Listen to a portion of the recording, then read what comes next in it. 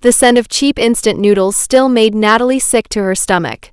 For 10 years it was all she could afford, breakfast, lunch, and dinner, while juggling 3 exhausting jobs. She wasn't living, she was surviving every minute of every day for one purpose, to save the only home her family had left.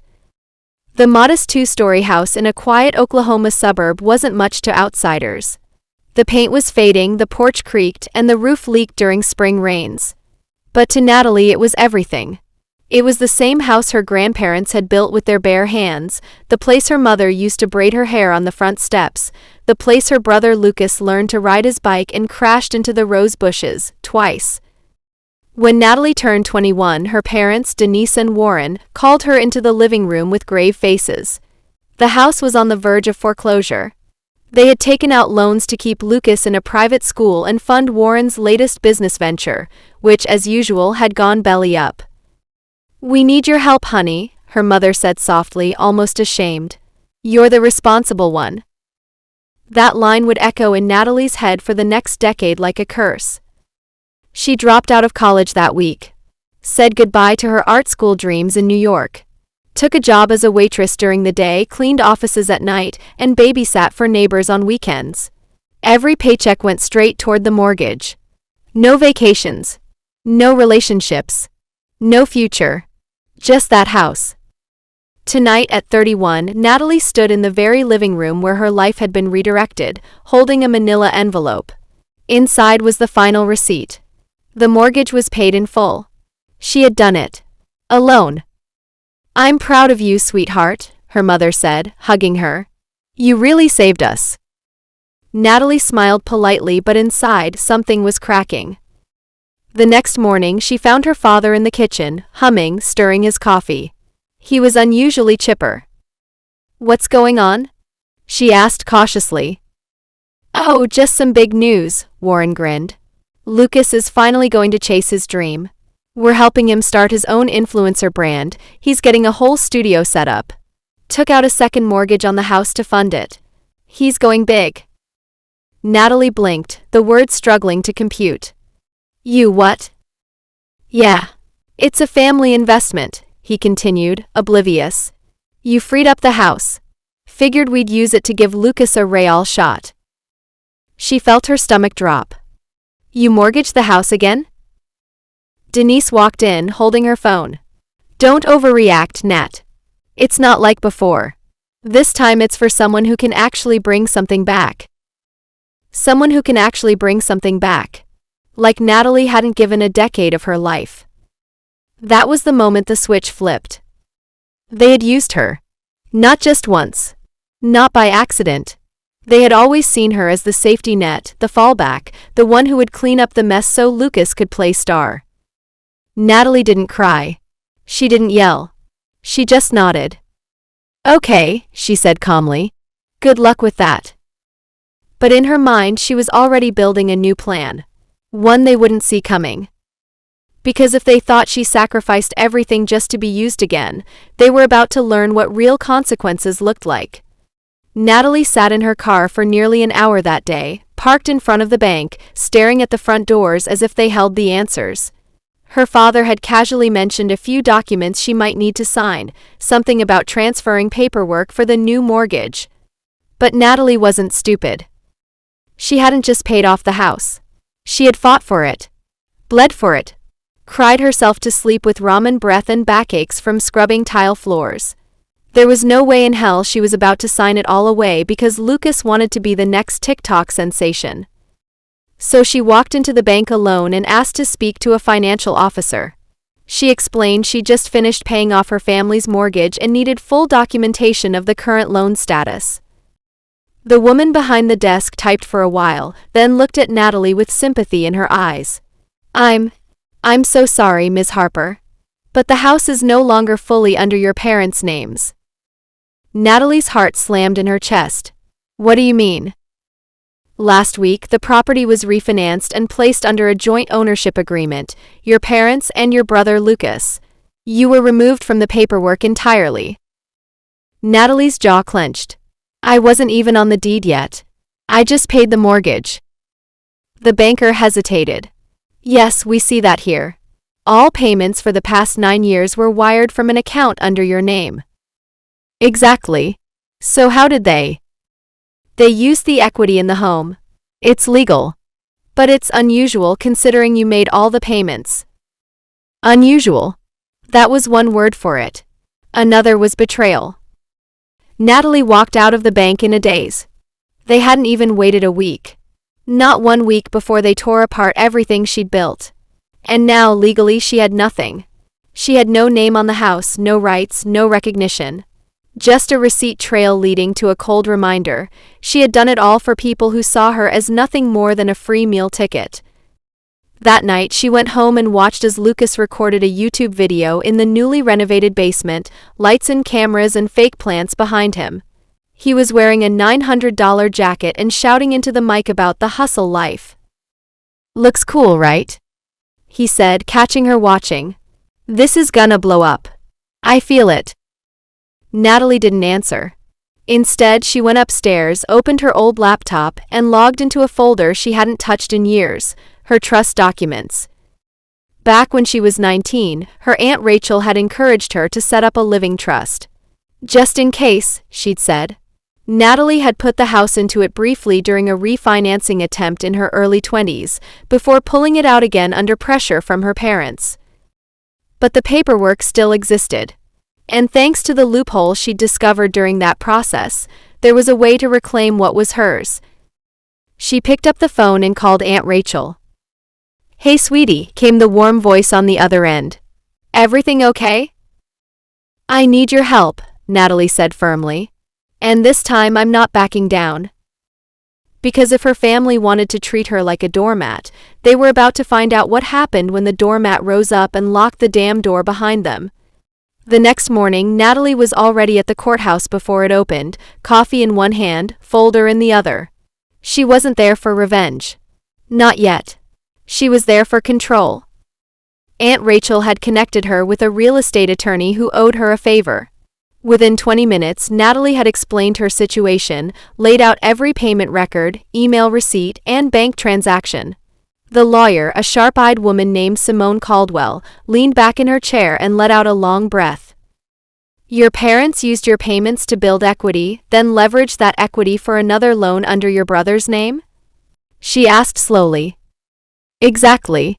And now they're using that money to fund his influencer career. He's calling it a family business." Simone's lips pressed into a thin line.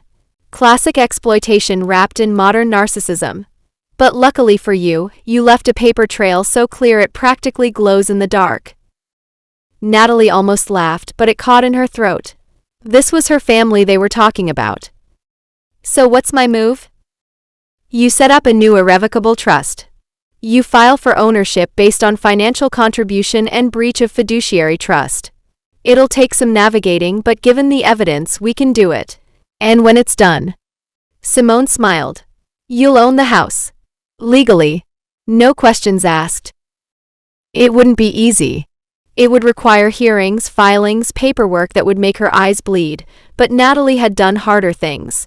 She'd survived on tips, slept 4 hours a night, and skipped her own birthday more times than she could count. For once, she wasn't going to roll over and let it happen.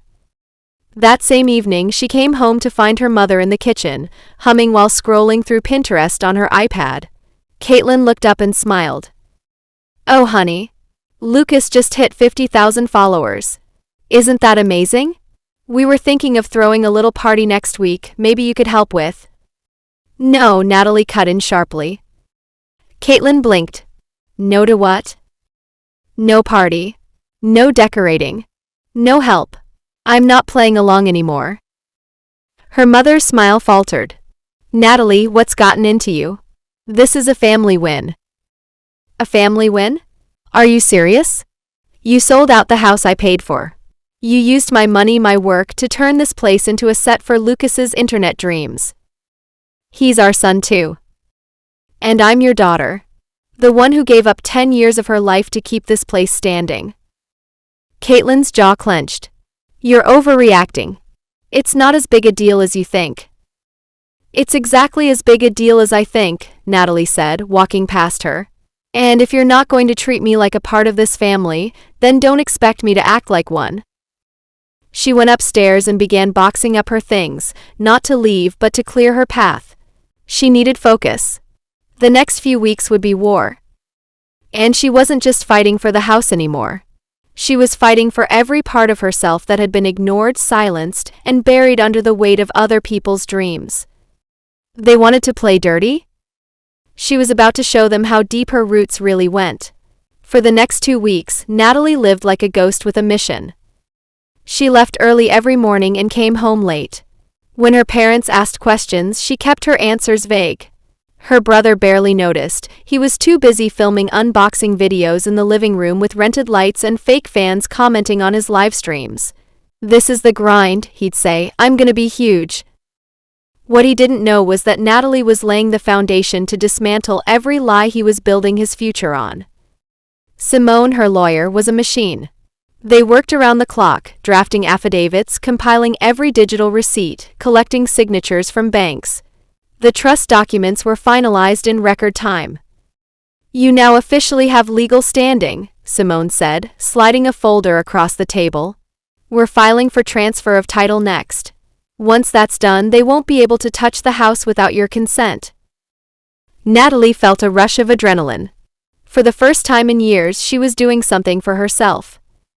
But just as she began to feel like she could breathe again, her father dropped a bomb. It was a Sunday afternoon. Her dad, Leonard, was sipping whiskey in the backyard like nothing had ever gone wrong. Natalie joined him with a folder in her lap, her latest court filing. She hadn't planned to show it to him, but something in her snapped. "I need to talk to you," she said. He didn't look up. "Can it wait? I'm relaxing." "No, it can't." She tossed the folder onto the table. It landed with a slap, and Leonard finally glanced at it. When he opened it and saw the legal language, the notary stamps, the signatures, his face changed. "What the hell is this?" "It's me reclaiming what's mine," she said calmly. "The house. The trust. The payments. Everything." "You ungrateful little—" "No," she cut him off. "You don't get to pull that card. Not after what you did. You lied to me, you used me, and now you want me to smile and act like it's all okay." "It was okay. We needed the money. Lucas had a shot. You think you were the only one sacrificing? You took everything I had and bet it on someone else's dream." His eyes narrowed. "You don't understand how family works." "No, Dad," she said, standing tall. "I understand exactly how this family works. And I'm done playing along." She walked away, leaving him speechless, holding the very documents that would soon strip him of any control. Later that night, she overheard her parents whispering in the kitchen. "She's serious," her mother said. "What if we lose the house?" "We won't," Leonard muttered. "She's bluffing." But Natalie wasn't bluffing. She had already filed the court petition. The first hearing was in 10 days. And she wasn't backing down. The courthouse didn't look like the kind of place where families tore themselves apart. It was bland and clinical, the walls a shade of off-white that seemed designed to drain emotion from the room. But Natalie's stomach churned as she stepped inside with Simone. She wore a navy blue suit. Her hair was pulled back tightly. Her face was unreadable. Across the aisle, her parents sat stiffly. Her mother kept wringing a tissue in her hands. Her father looked angry, not surprised, not scared. Just insulted. And Lucas? He wasn't there. Of course not. He had content to film. When the judge entered, everyone stood. What followed wasn't a dramatic TV scene. It was meticulous. Procedural. But every word Simone spoke was like a scalpel, slicing through the web of lies Natalie's family had spun. They presented bank statements showing Natalie's payments, records of the original mortgage, transcripts of text messages and emails confirming she had taken full financial responsibility. Her father's defense was weak, filled with vague justifications about family trust and verbal agreements. Simone demolished it calmly, citing statute after statute. Then the judge asked a question no one expected. Mr. Bradford, are you aware that refinancing the house under your son's name after your daughter had paid off the original mortgage constitutes potential fraud? Leonard's jaw clenched. It was never meant to be fraud. It was family business. Family business isn't exempt from the law. Natalie didn't flinch. She just watched. By the end of the hearing, the judge hadn't ruled yet, but the tone was clear. Natalie had a case. A strong one. And the next hearing would likely solidify her ownership through the trust. When they left the courthouse, her mother followed them outside. Natalie, wait, please. She turned, her eyes cold. What? We didn't mean for this to go so far. Natalie laughed. Didn't mean to? You drained me dry and lied for years. That wasn't an accident. Tears welled up in her mom's eyes. I was scared. Your father made me believe it was the only way. You always had a choice, Natalie said softly. You just never chose me. And with that, she walked away. Back home, Lucas had left a box of merch samples on the kitchen table, along with a note. Big shoot tomorrow. Can you stay quiet in the morning? Need the house to myself. THX. Natalie stared at it. She didn't yell. She didn't rip it up. Instead, she walked to her room, pulled out her phone, and emailed Simone. Subject, final move. Message, let's proceed with full ownership transfer. Expedite it. It was time to finish what they started. The official ruling came 3 weeks later. Natalie was sitting at a cafe near the courthouse, sipping coffee she barely tasted. Simone arrived with a calm expression and a thin envelope in her hand. It's done, she said simply. The judge signed off. The trust is fully yours. The property title is updated. Natalie stared at the envelope. It felt light. Too light to carry the weight of everything it meant. But that was it. After 10 years of sacrifices, manipulation, and betrayal, she finally had something that was undeniably hers. So, Simone asked, what are you going to do? Natalie smiled. I'm changing the locks. Today. She got home before anyone else. She had already arranged for a locksmith to be waiting in the driveway. Within an hour, the front door had a brand new smart lock synced to her phone. Lucas's code no longer worked. Neither did her parents'. She gathered all of Lucas's camera gear and boxes of merch. The custom ring light, the vlogging tripod, the branded hoodies with hashtag LucasNation printed on them, everything. She left it neatly stacked on the front porch with a sticky note. Time to find your own platform. Lucas came home that evening, earbuds in, mid-conversation with someone on a live stream. The moment he pulled on the door handle and it didn't open, his face twisted in confusion. Natalie? He called. Hey, did the lock break or something? She opened the door just enough to see his face. Nope. I replaced it. This isn't your house anymore. He blinked. What the hell are you talking about? You're kicking me out. I'm reclaiming what's mine. You can't do this, he said, laughing nervously. We're family. You're a parasite, she replied calmly. You used me. You watched me burn myself out and still expected more. That ends today.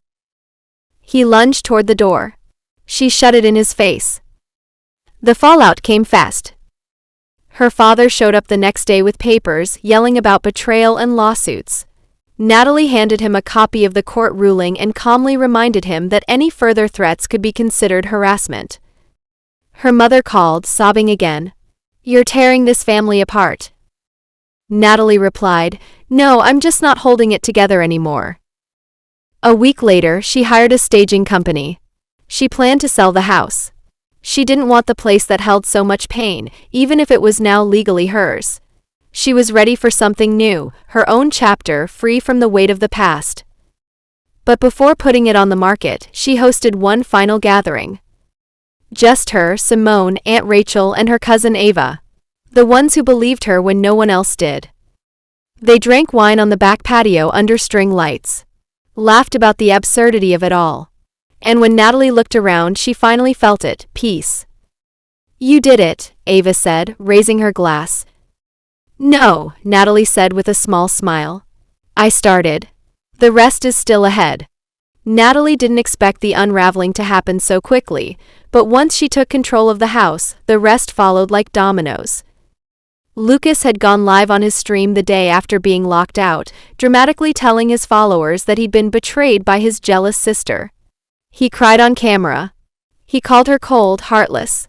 Some of his fans bought it. Most didn't. Because Natalie had receipts.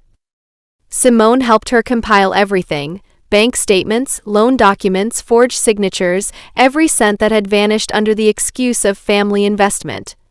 And just like Lucas loved going viral, Natalie knew how to make a splash too. She uploaded everything to a public Google Drive with one simple post.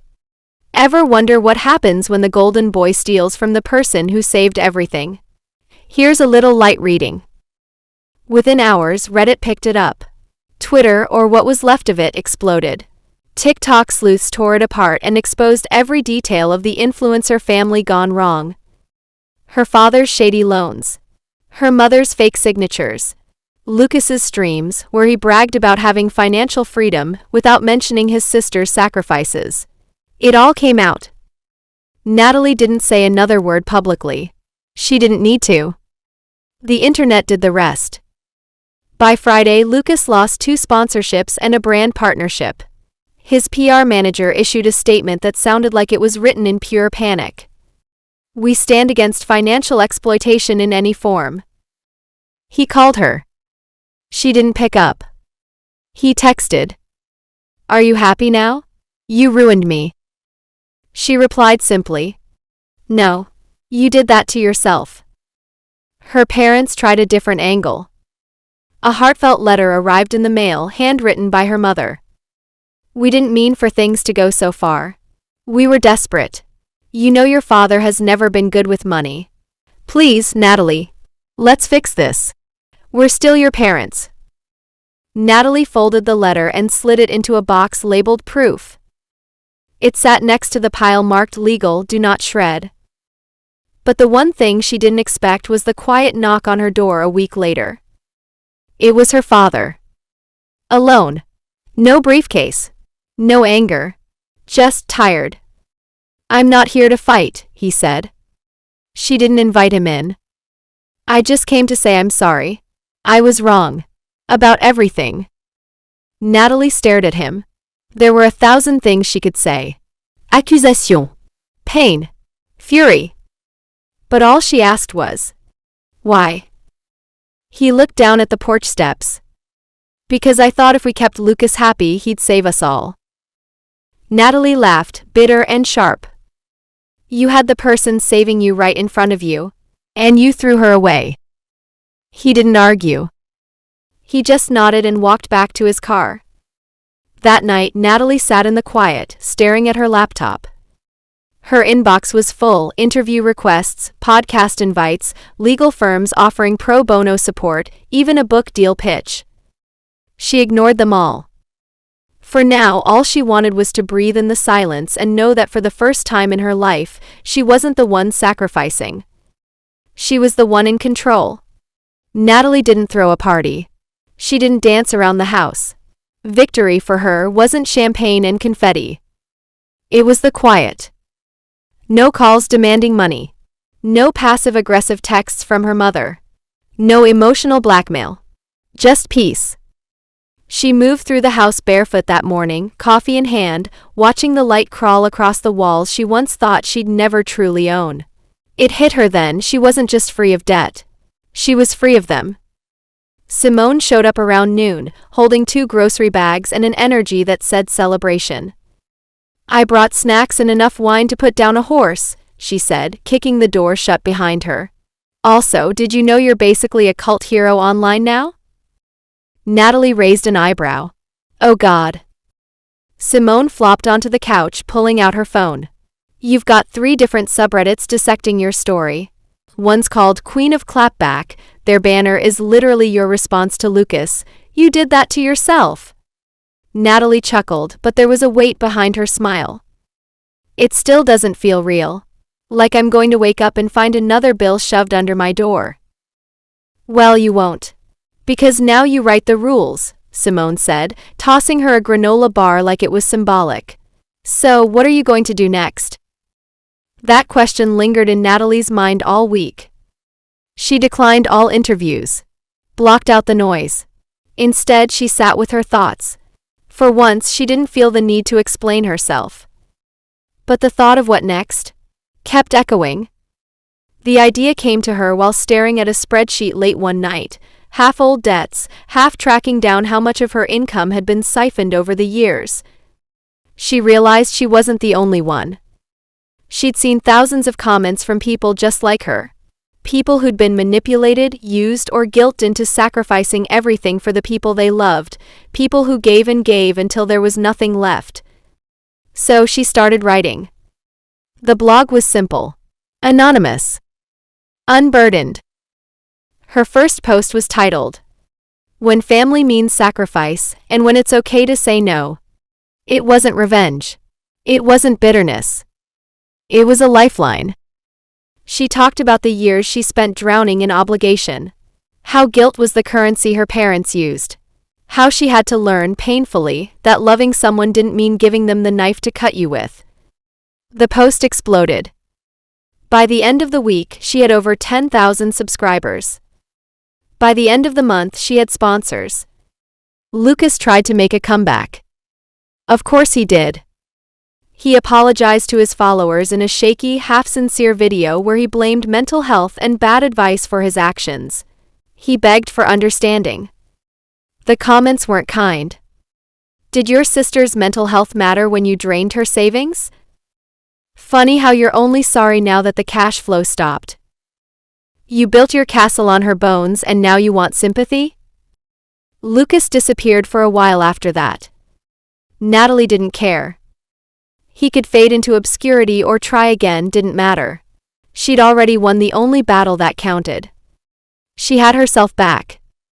In the silence of her home, in the glow of her laptop screen, Natalie wasn't angry anymore.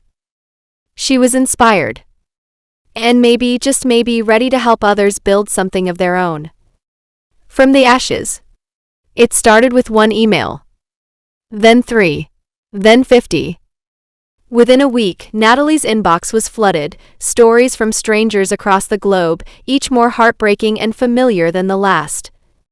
A daughter whose parents took her college fund to bail out a gambling brother. A woman who raised her siblings while her own life unraveled in the background. A man whose father leveraged his name to get loans, and then vanished, leaving him to deal with the wreckage.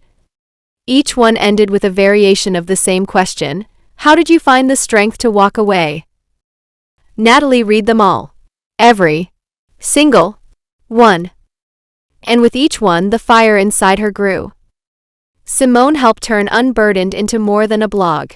They created a private forum, moderated carefully to ensure safety and respect.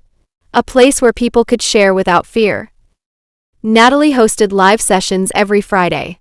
Nothing fancy, just her, a cup of tea, and a webcam.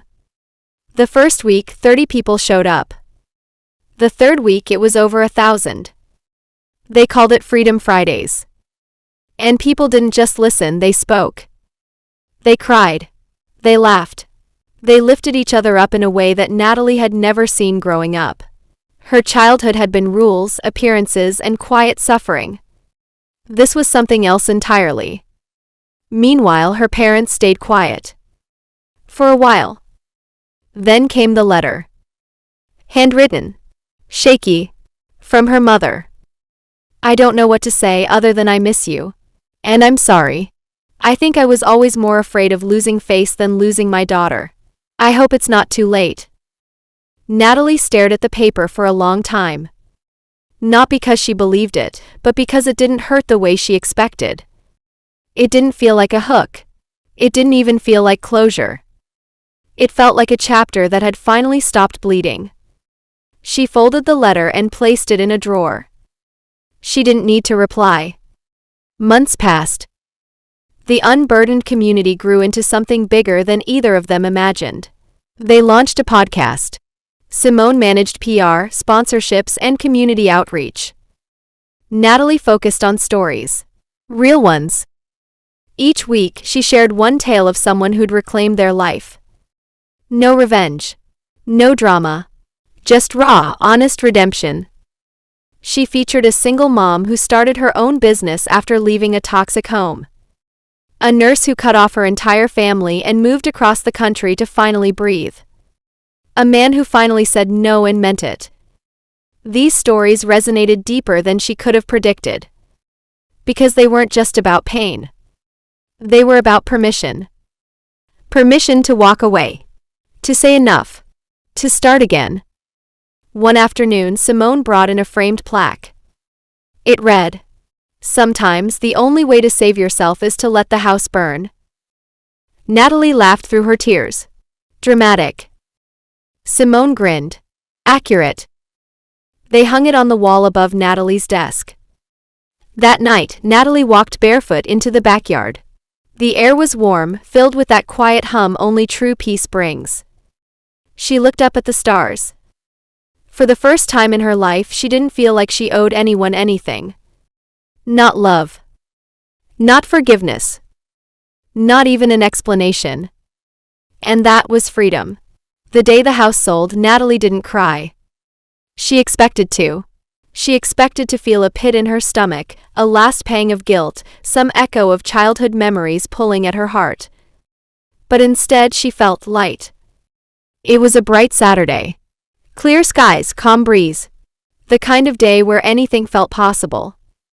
The real estate agent handed her the final paperwork. The buyers, a young couple just starting out, thanked her for giving them a chance at a fresh beginning. Natalie wished them luck. And meant it. She stood outside the house one last time, watching as the new owners unpacked their lives. The porch where she used to sit with a sketchbook in her lap. The window she once stared out of, wondering what freedom tasted like. The yard that had held more arguments than flowers. She didn't feel nostalgic. She felt relieved. She turned and walked away, no glance back. Later that evening, she met Simone and Aunt Rachel at a small bistro tucked away in a quiet part of town. They raised their glasses, iced tea as usual. To endings, Simone toasted. To beginnings, Natalie countered. To both, Aunt Rachel smiled. Because sometimes they're the same thing. After dinner, they took a walk. Natalie found herself talking about ideas for the next phase of Unburdened. A scholarship fund for women starting over. A retreat for people healing from family trauma. A book. Not about her. About all of them. The stories. The resilience. The fire people carry when everything else is ashes. You know, Simone said, you could call it the house I let burn. Natalie laughed. Sounds like a thriller. It is, Simone said. Except the villain was expectation and the hero was you. That night, alone in her apartment, Natalie opened a fresh notebook. The first page was blank. She didn't feel pressure to fill it. She just felt ready. Ready to live for herself. To love without obligation. To build not for validation but for joy. Ready to stop asking for permission. She wrote one sentence across the top of the page. I owe them nothing. But I owe myself everything. Somewhere across town, her parents sat in a small rental apartment, arguing about bills again. Her brother hadn't called in weeks. The influencers who once cheered him on had moved on to newer, shinier distractions. The trust fund was gone. The house was gone. But what hurt them most was the silence. Natalie's silence.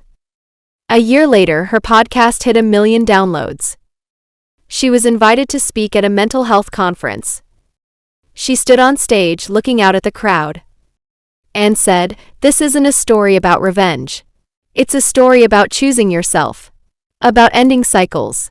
About refusing to carry what was never yours to begin with." The crowd erupted. Somewhere in that room, someone was hearing what they needed for the first time. Afterward, she returned to her apartment. There was a message on her phone. Her cousin had sent a photo, the young couple standing in front of the old house, now painted bright blue, flowers blooming along the path, a child playing in the yard. Natalie smiled. The house had a new story now. And so did she.